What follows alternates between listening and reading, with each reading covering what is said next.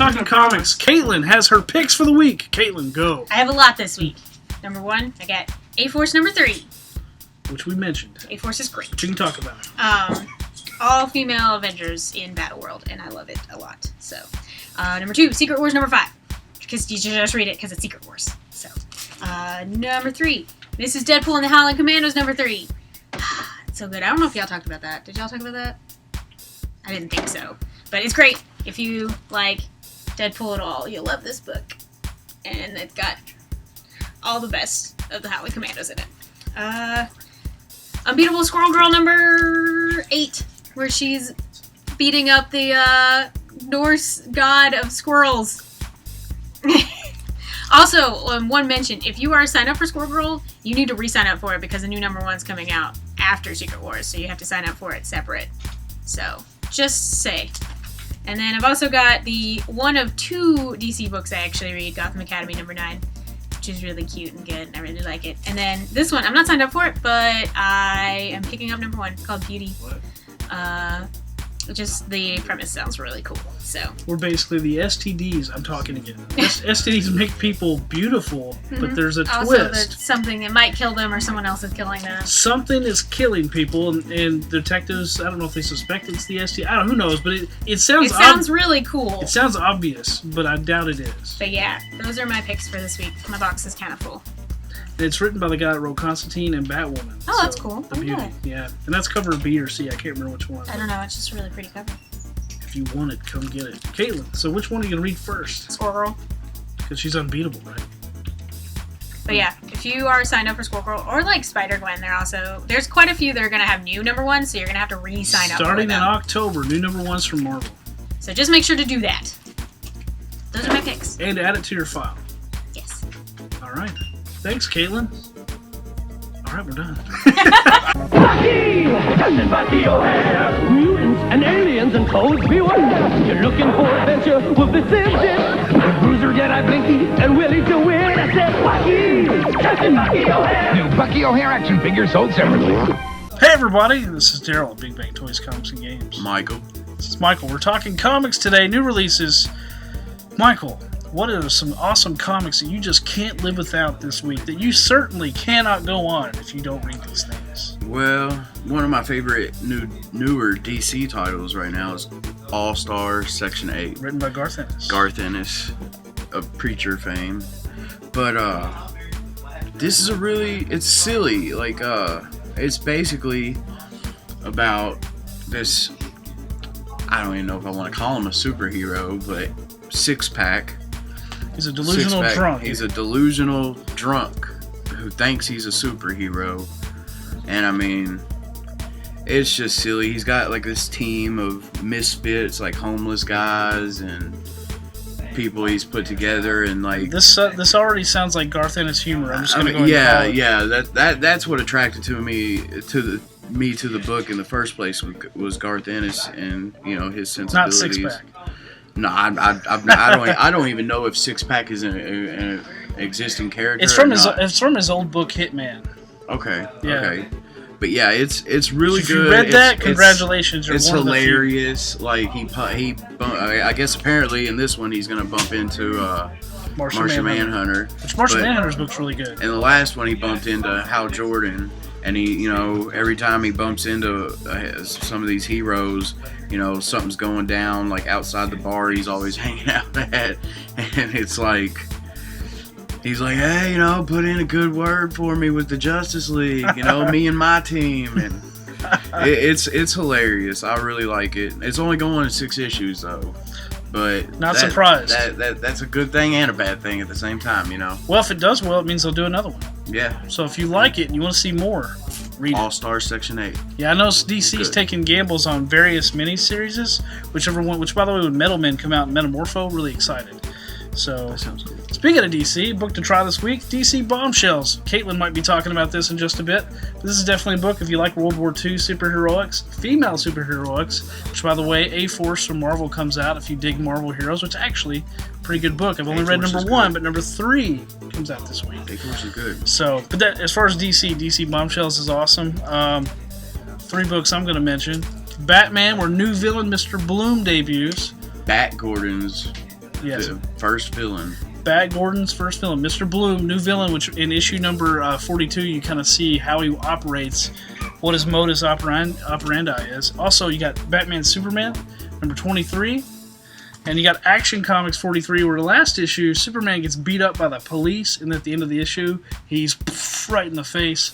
So you've got some interesting, this is all part of Truth or Alien Nation now. Really good story. For a guy who not a big fan of the new 52. I commend them for what they did with Aquaman and Wonder Woman. But good stuff from DC. Good stuff. Green Arrow, by the way, is out too. It's excellent. Anyway. Well, I got another one here, and this is an independent title, but by Brian Wood, Starve. Now, I jumped in when number 1 came out just because it looked interesting. Isn't this like the Running Man meets like the Food Network or something? Yeah, it's I mean, kind of like that. I mean, it's more character driven. Like Gavin Crookshanks is the main character right here. Gavin Crookshanks. It already sounds weird. Yeah, but I mean, like his life is just in like turmoil. Like he came out of the closet not long before the story starts, and he's going through a divorce, and he has a daughter and all this stuff, and he's a famous chef, and in this world, chefs are like, it's kind of a different alternate history. Like bluefin tuna is like thousands of dollars an ounce, and it's like, you know, alternate future or something. They haven't really specified if it's the future. So are chefs outlawed here? Or? They're not outlawed, but they're like, they have this sense of prestige about them, like more so than like celebrities. Yeah, they're kind of like celebrities, and he apparently had his own cooking show before, and he's trying to get back into it. And I mean, it's there's a little bit of like class warfare type stuff going on too. Yeah. Like, it's really good. Like, I mean, it. You know, I don't know how long it's going on. This is issue number 3. So, perfect time to jump on, you know, while it's still early, and I like it a lot. It was an interesting premise. It was like I said, Running Man meets cooking shows. Kind of. Well, see, it reminded me of what's that book that Anthony Bourdain wrote, Get Hero or whatever, and it had something to do with sushi chefs, and that's kind of what it made me think of. But it's really good. Maybe this guy behind us will read it. Maybe. Think so?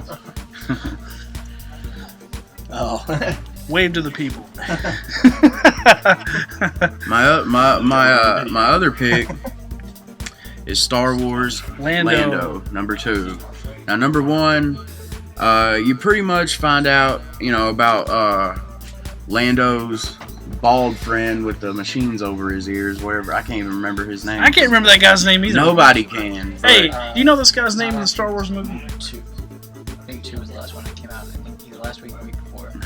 Anybody know this guy's name? I was told that a little while ago, but I can't remember. No one in the store knows this guy's name. Nobody. So if you could tell us this guy's name, we'll give you 2,000 gold stars. Buddy. But you pretty much, you find out, I don't think you really find out how they met, but you see their relationship before the movies, and it's really good. Like, I recommend it. Most of the Star Wars books have been good. Pretty much the only ones I haven't read have been Princess Leia and that Kanan, or... Yeah, Kanan the Last Padawan. If you're a fan of Star Wars Rebels, you'll probably know that book or know that character. Yeah, I haven't seen Rebels.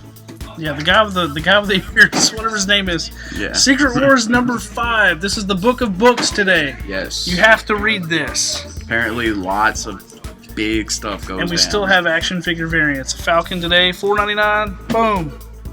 All right, Planet Hulk. Star-Lord and Kitty Pryde with the cool, like, old school romantic cover pop art. Really awesome. Is that Planet Hulk number 4? Planet Hulk number 4. There we go, Planet Hulk. Read it. Anyway, my pick, Secret Wars number 5. You don't need to read anything else. Secret Wars number 5. I know the guy's name.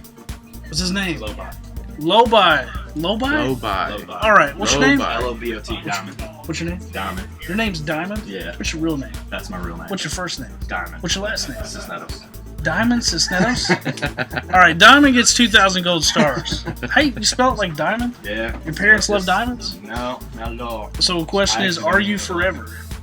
Hope so. He hopes so. All right. Anyway, Diamond gets 2,000 gold stars. Woo! Do you just Anyway, Korvac Saga. Korvac The most Saga. chaotic video ever, but I love it. Korvac Saga, tell us about it. Well, okay. Apparently, in this one, Michael Korvac is the Baron of, I don't even remember the name of the domain. There's so many domains at this point, but he's the Baron, and the Guardians 3000. You know, Yondu and Vance Astro and all of them. They are like his police force, and he's kind of like this, almost like this JFK figure, like all political. And I mean, there was like one scene in one of them where it's like, you know, it almost looks exactly like the assassination in Dallas and everything. Interesting. Like it was pretty cool. But they've been at war, or the tensions are high with the neighboring domain, which is led by Baron Wonderman, or what, Simon Williams. Yeah. And there's some disease that has broke out in their domain, and apparently it makes people go crazy, but what it's really doing is showing them memories from before Battle World. Oh, okay, yeah. Like they start screaming Their about mind's stars, and because there's no stars on Battle World. And it's really good. It's been one of my favorite God tie-ins. Doom is a false god, isn't he, Michael? Yeah, false god. But I mean, Korvac Saga is really good. And I'm a big fan of not only Guardians of the Galaxy, but just the original Guardians of the Galaxy. Right. Guardians 3000 to the Guardians 3000. Yeah. And of course, it's written by Abnett. Dan Abnett, man, awesome stuff. I mean, yeah, it's great. Can't go wrong with Dan Abnett. He made the Guardians really, really. That's why they have a movie. Yeah, if it wasn't for Dan Abnett, there would not. And Andy Lanning. Well, I was gonna say credit to all the creators on the Annihilation Conquest, and then what was it Realm of Kings, War of Kings, yes, all that you Thanos Imperative. That whole crew you owe to having a Guardians movie. Yeah, so all of them. And is that all you got? Yeah, that is Marvel. Pretty much anything Secret Wars you ought to be reading. I can't name one bad book. There is a lot of interesting developments going on Battle World too. Like the shield is coming down, and number 5 has big revelations for what we hear. Yeah. We're gonna just take lunch. We're actually gonna take a few hours off. Mr. Big's not even gonna know, and we're gonna read Secret Wars number 5. He won't know. He won't. As far as independent, Star Trek Green Lantern. Number 2, Spectrum War. Excellent book. If you love either one of the characters or both, even better, read this. Awesome. Number 1 was great. Also, my favorite book of the week. This is my book to try. Adam 3 from Dark Horse by writer and artist Scott Collins. You might know him from the Jeff Johns Flash run, Jeff Johns Avengers run. All I'm going to say, what makes this book really cool is its landscape. And Scott Collins' work, he did all of it. He did all of this work. And it's really awesome. It's actually the best his artwork has ever done, so why hasn't DC or Marvel ever let him color his own work? We got a gentleman needs some help with some books here. Anyway, definitely check it out. Adam 3. Boom. Anything else, Michael? That's it for me this week. All right. Read comics. Don't forget we got them. BuyBigBang.com. Oh, man, he called it this time. We out.